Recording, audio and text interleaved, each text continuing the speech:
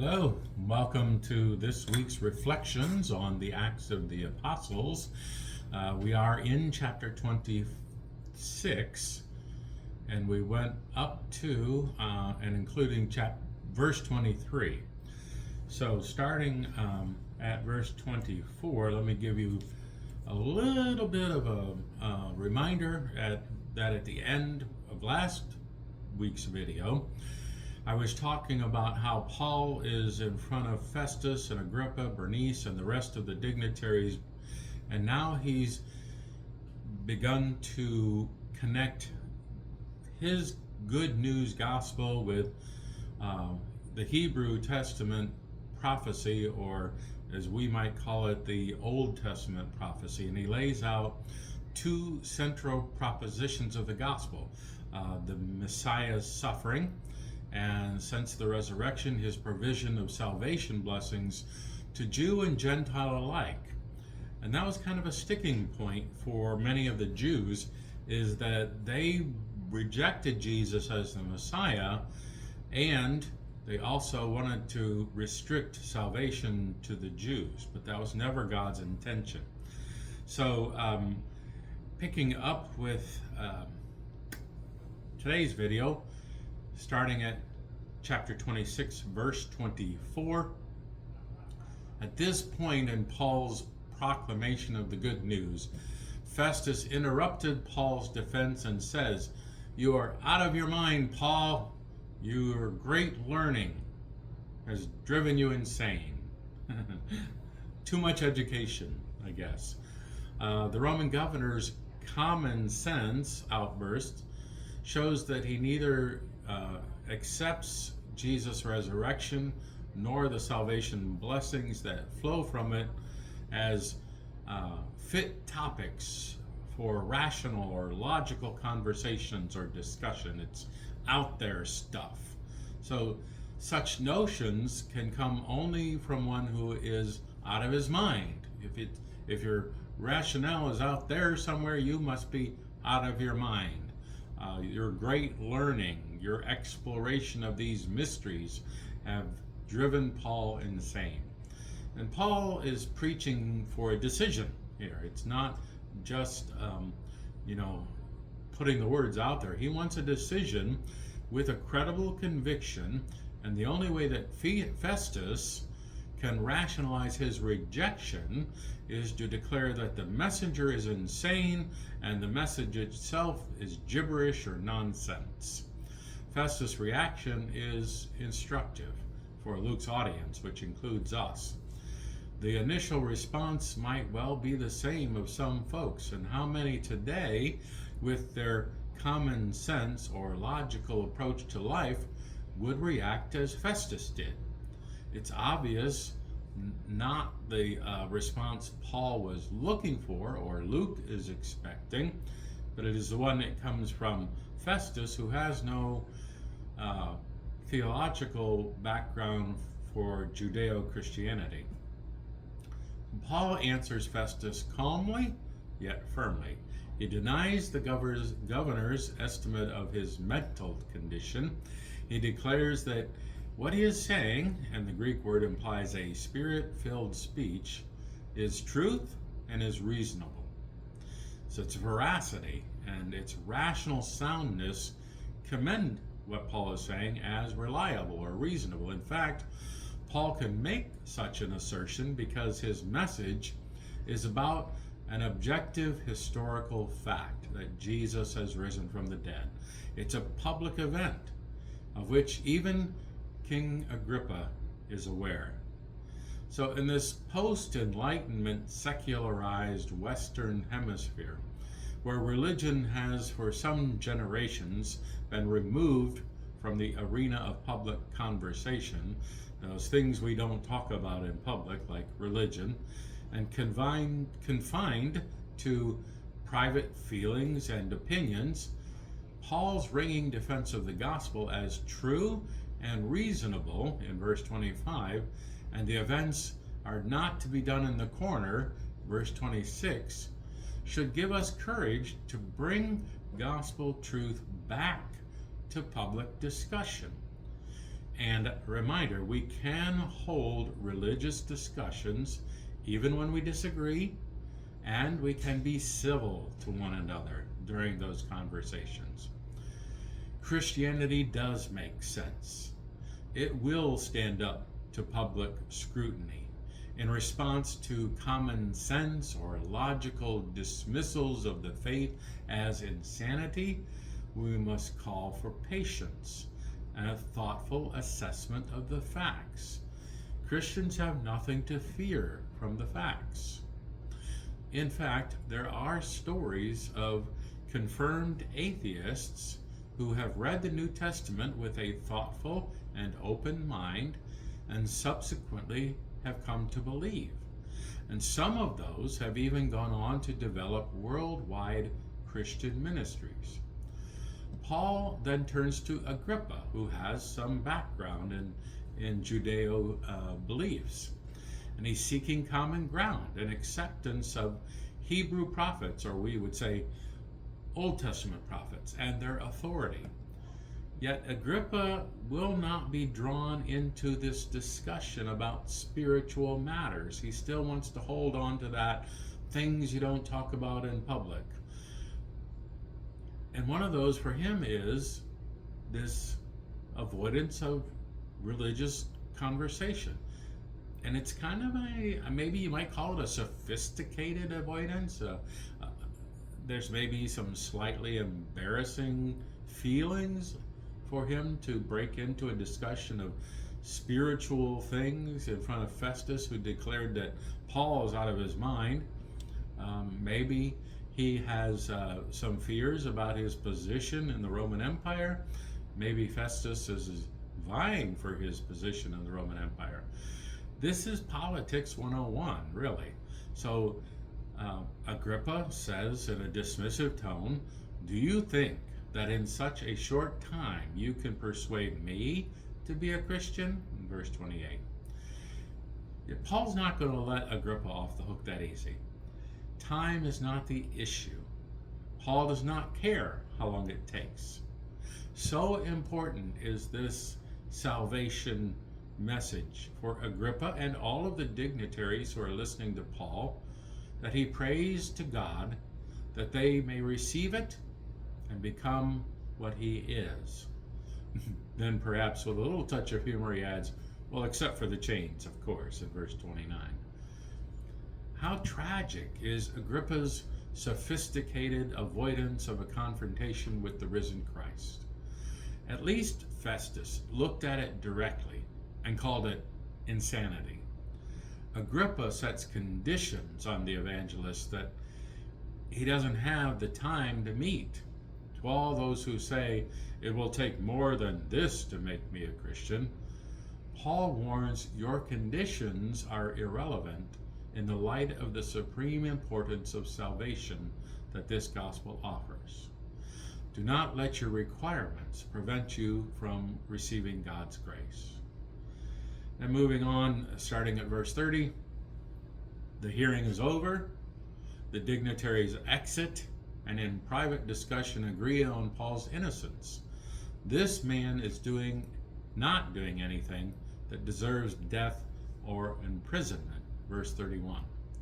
And as if to explain this anomaly of an innocent Roman citizen being held in chains, Agrippa adds, this man could have been set free if he had not appealed to Caesar, verse 32. So I want you to understand, this is not a question about the Roman legal system so much as it is a question or a matter of Roman politics. Again, Festus and Agrippa have to be wary of what they do and say in public so that their positions as politicians are not in danger. Even though a person could have been acquitted and released after they appealed to Caesar, not to honor such appeal might be a slight to the emperor's authority. So these declarations of innocence make it clear that Paul and Christianity, rightly followed, cannot be charged with sedition against the state. Nothing in the conduct of the messenger calls into question the truthfulness of the message.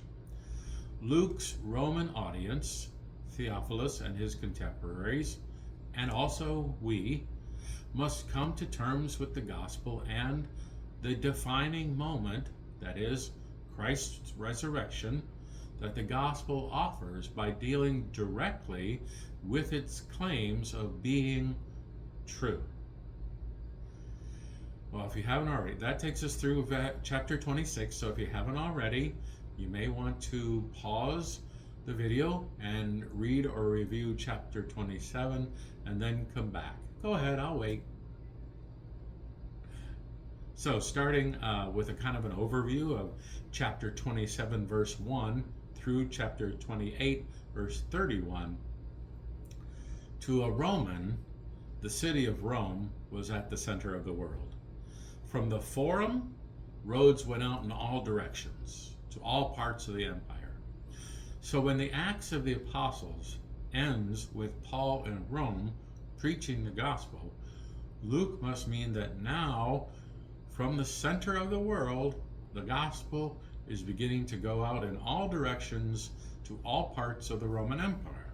So the salvation applied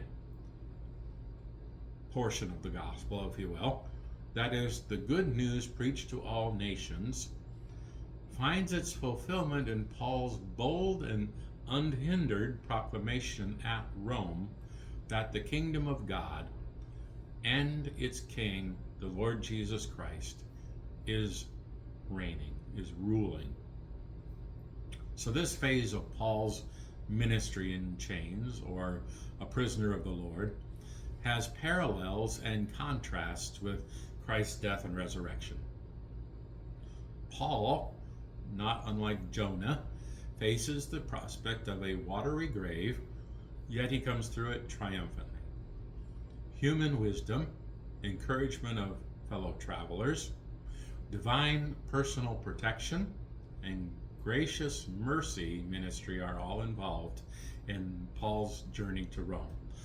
God's providential working to fulfill his saving purposes through Paul, that is, the gospel proclamation in Rome, will not be stopped. Not by the weather, not by the sea, not by politicians. So this is Luke's final challenge to his Roman audience, Theophilus and his contemporaries, and to us. If the advance of the gospel is so unstoppable, what is stopping us from proclaiming it? So, starting at chapter 27, verse 1, you might want to have a map in front of you showing Paul's journey to Rome, or some might call it the fourth missionary journey, so that you can see the journey, how it went across the sea, where it went, and parts of the places that I'm going to be mentioning, or as mentioned in the Gospels. The Acts of the Apostles. So, in Florida, we have sudden storms. And when we hear of sudden storms, we are reminded, even today, that the sea represents a place of peril, of human vulnerability, the place where would-be sailors are at the mercy of the elements. So this first century account of a sea voyage pits the opposition of the storm against God's gracious providence surrounding and working through wise, courageous, encouraging, and nurturing Paul. So would we be able to say that God's gracious providence surrounds us and works through us for those who are around us? Pardon me. I need a little beverage here.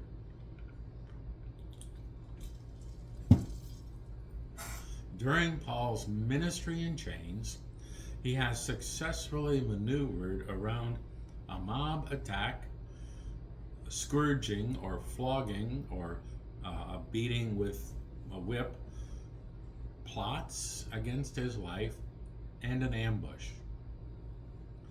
Just when he has been granted safe passage to Rome, Paul faces an even bigger challenge, perhaps, a storm at sea. Will natural forces do what human opponents have been unable to do? That is, stop God's gracious purposes for Paul to preach the gospel in Rome. So, verses 1 through 8 talks about the journey to Fairhaven. As Paul embarks on his journey to Rome, Luke reminds us of his prisoner status. Paul is handed over, along with other prisoners, into Centurion Julius's custody. Julius chooses a homeward bound coasting vessel, that is, it traveled along the coast, that is about to go along the coast, landing at calls of port along the western coast of the province of Asia, according to verse 2, until it comes to its home port, Adramyttium, which is located south of Troas, east of Azotus, and facing the island of Lesbos. Paul's traveling companions include at least Luke and the Macedonian Christian Aristarchus. Though borne along on the Syrian coastal current, the ship is moving at a speed of 3 knots, and it covers the 69 nautical miles to Sidon in 23 hours. Sidon, mother city of the Phoenicians with its double harbor, figures prominently in Luke's gospel as a model of repentant Gentiles' receptivity to the teachings of Jesus and about Jesus. It was probably evangelized during the Hellenistic Jewish Christian dispersion after Stephen's martyrdom, after he was stoned to death. So there were other times during Paul's earlier ministry when he may have visited a church there. Through the kindness of the centurion, Paul is freed, so to speak, probably under guard, but he is freed to visit friends in the city. They provide for his needs, which means maybe a change of clothing, or maybe some food, maybe some provincials for the ship, maybe just conversation, maybe a meal, some gifts for the journey, if you will. In contrast to Jesus' suffering, Paul knows relief both from a centurion who shows kindness and from the companionship of friends on board along the way. So the importance of the support of Christian friends should not be underestimated. It is very important to feel the support from one another. On the next leg of the journey, as they strike out to the west, the travelers encounter adverse weather. Contrary winds from the west block their progress, and since their square-rigged vessel does not readily tack into the wind and make headway in a kind of a zigzagging fashion, the crew chooses to use the island of Cyprus as a shield, if you will, sailing on its lee, or its northern side, which faced away from the wind. They may also want to take advantage of the westward 2-mile-per-hour current along the southern coast of Asia Minor, as well as the land breezes that at night flow down the valleys perpendicular to the sea. So as Luke narrates, important Luke is with him, we sailed across the open sea off the coast of Cilicia and Pamphylia and landed in Myra and Lycia. Verse 5. Myra, on the western third of Asia Minor's south coast, was a chief port for the imperial grain service. It was a regular port of call for grain vessels taking the northerly route from Alexandria to Rome.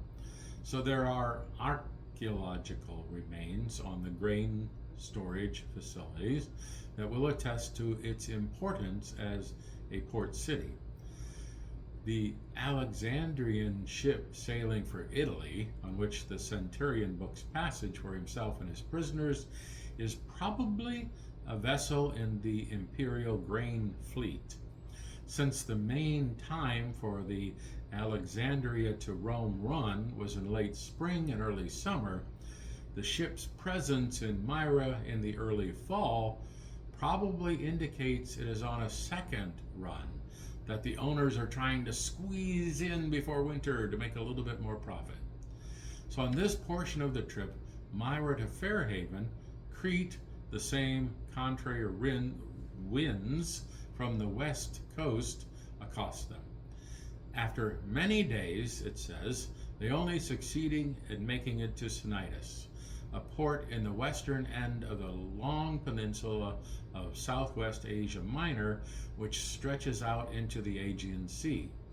As they leave Cnidus and enter the open sea, the northerly winds of the Aegean blows against them, preventing them from maintaining their westward course.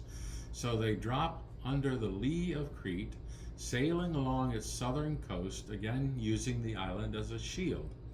Even so, keeping close to the coast and making westward progress is difficult. The ship barely makes Fairhavens, a harbor at the midpoint of Crete's southern coast. So 9 to 12, the ancients divided the navigational year on the Mediterranean into 4 periods.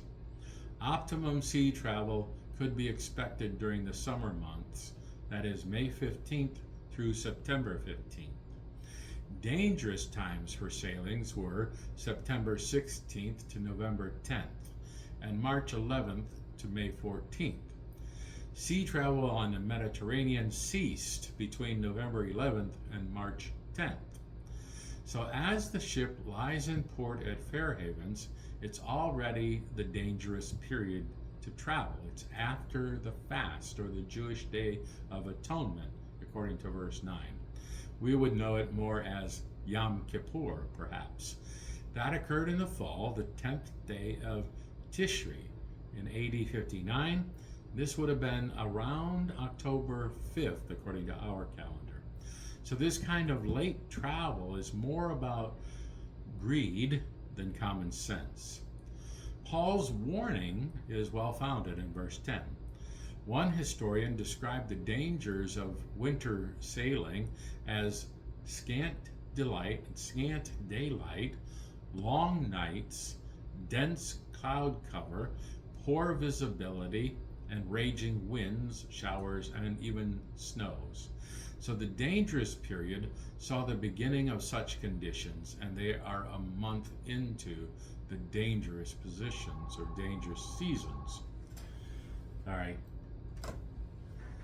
As the centurion and the ship's captain or pilot in the NIV, and the ship's owner or his representative on the ship confer in verse 11, the majority, it says, possibly including most of the rest of the crew, reject Paul's counsel, and they decide to risk the 40-mile journey in open sea. Fairhaven's harbor was open to the east, leaving ships unprotected against the winter winds. When they were better suited to a wintering ship for them to just stay in the harbor. Paul's cautionary word is the first of a number of initiatives in which the apostle demonstrates that he cares about all the people, even those who are holding him prisoner. So verses 13 to 20, check my time here. This 13 to 20, this is about the storm's fury. A gentle south wind comes up, like those common during the summer sailing season. The officers, the crew, have judged, though wrongly, that they have their opportunity. We can do this. So they weighed anchor and sailed along the shore of Crete, some 3 or 4 miles around to the Cape. It is probably as they rounded the Cape that they meet a wind of hurricane force called the nor'easter. The strong, cold wind that blows across the Mediterranean in the winter from a generally northeasterly direction is caused by a depression or a low in the atmosphere, which induces a strong flow of air from Greece. This is the kind of weather we get down here in Florida all the time, so we're pretty familiar with it. The storm seizes the ship, and the crew is unable to head the vessel into the wind, and position it so that the waves will not strike it broadside and break it apart. So they had to give way to the wind, lower the sails, allow themselves to be driven by the wind and by the waves. A small sail on the mast was used to tack as best as they could and make headway into the wind. Otherwise, the ship would have been broken apart by the waves. When people reject the wisdom gained from observing God's natural order, foolish decisions are likely to follow. As one mountaineer said as he turned back from the challenge of climbing the Alaskan peak because his equipment was inadequate for icy conditions, he said, "There are old mountaineers, bold mountaineers, but no old, bold mountaineers." So the crew takes at least 4 steps to cope with the storm in verses 16 through 19. First, under the protection of the lee, the south coast of a small island called Cauda, some 23 miles east of the Cape, they hoist and secure the dinghy. Lifeboat in the NIV limits its uses a little bit, that they're towing. They do this not only to rescue the waterlogged boat from the battering of the waves, but also to prevent the rough seas from smashing it up against the stern of the ship. Secondly, they frap the ship, undergirding it with ropes and cables running vertically under its center hull 4 or 5 turns. And this strengthens the hull against the continuing pounding of the waves. And third, they lowered the sea anchor. This was a broad piece of wood held vertical by the weight below and an empty barrel on top. It would slow down the ship's movements from crest to crest of the waves and help keep it on course. So the lowering of the mainyard and the sail in the setting of the storm of the sail may also be included in this language and preparing for the oncoming wind and storm. In some sort of course westward could be maintained. They could avoid running aground on some sandbars. This area has deep waters and shallows. The result is, at the ebb and flow of the tides, the sailors sometimes fall into the shallows and get stuck.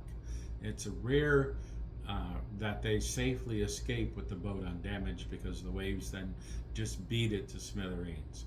So ancient sailors sailing along the North African coast kept a safe distance and took precautions not to be driven by the winds into these sandbars. Finally, they throw overboard the last of their equipment, giving up all hope of avoiding further damage from the ship's operating equipment being blown around on the deck. So in reducing things on the ship by removing all of the movable gear and the tackle from the deck, the crew hopes to avoid further storm damage to the ship's structure. So all of these extraordinary efforts to secure the ship, its course, and their safety still left these sea voyagers at the mercy of the elements.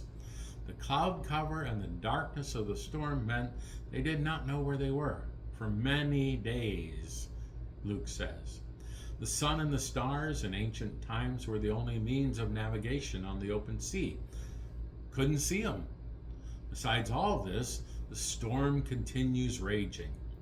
Finally, all hope was being abandoned, and it's an imperfect passive here. They would just abandon all hope that they could be saved. Have there been any times in your life when you abandoned all hope? Have there been times in your life when you were not sure you could get through or get out alive? Storms come in all sorts of shapes and sizes and ways for many people today. It can be emotional, it can be relational, it can be social, and it can be physical. God calls Christ followers to reach out to these people with a beacon of hope, as we see Paul does on this ship, even though he's considered a prisoner. I'm going to leave you right there. We're finishing up at chapter 27, verse 20. We'll pick up next time, starting at verse 21, and see how Paul offers hope to them. Thank you for joining me here this week as we continue our journey through the Acts of the Apostles. We're getting close. There's only 28 chapters, so we're very close to the end. Bear with me. If you're in the neighborhood of Sun City Center, join us for worship this Sunday at 10 a.m. If you're not able to join us in person, you can join us online on this YouTube channel. I invite you to leave questions or comments below this video in the comment section. I'll try to get to them as I'm able. And I hope you're having a great week. Take care. God bless.